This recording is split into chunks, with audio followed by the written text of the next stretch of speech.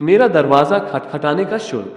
जिन घरों में मैं अखबार डालता हूँ उनमें से एक का मेलबॉक्स उस दिन पूरी तरह से भरा हुआ था, इसलिए मैंने उस घर का दरवाजा खटखटाया। उस घर के मालिक बुजुर्ग व्यक्ति श्री बनर्जी ने धीरे से दरवाजा खोला। मैंने पूछा, सर आपका मेलबॉक्स इस तरह से भरा हुआ क्यों है? उन्होंने जवाब दिया, ऐसा मैंने जानबूझकर किया है। फिर वे मुस्कुराए और अपनी बात जारी रखते हुए मुझसे कहा, मैं चाहता हूं कि आप हर दिन मुझे अखबार दें।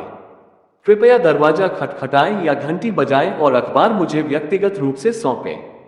मैंने हैरानी से प्रश्न किया, आप कहते हैं तो मैं आपका दरवाजा जरूर खटखटाऊंगा, लेकिन ये हम दोनों के लिए असुविधा और समय की बर्बादी नहीं होगी। उन्होंने कहा, आपकी बात सही है, फिर भी मैं चाहता हूं कि आप ऐसा करें। मैं आपको दरवाजा खटखटाने के शुल्क के रूप में हर महीने 500 रुपये अतिरिक्त दूंगा।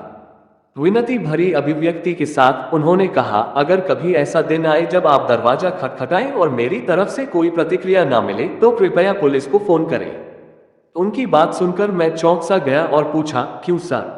उन्होंने उत्तर दिया, मेरी पत्नी का निधन हो गया है, मेरा बेटा विदेश में रहता है और मैं यहाँ अकेला रहता हूँ। कौन जाने मेरा समय कब आएगा।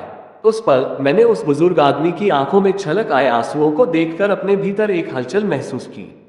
उन्होंने आगे कहा, मैं अखबार नहीं पढ़ता, मैं दरवाजा खटखटाने या दरवाजे की घंटी बजने की आवाज सुनने के लिए अखबार लेता हूँ, किसी परिचित चेहरे को देखने और कुछ परस्पर आदान प्रदान करने के इरादे से।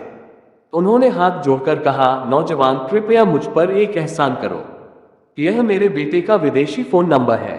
अगर किसी दिन तुम दरवाजा खटखटाओ और मैं जवाब न दूं, तो कृपया मेरे बेटे को फोन करके इस बारे में सूचित कर देना।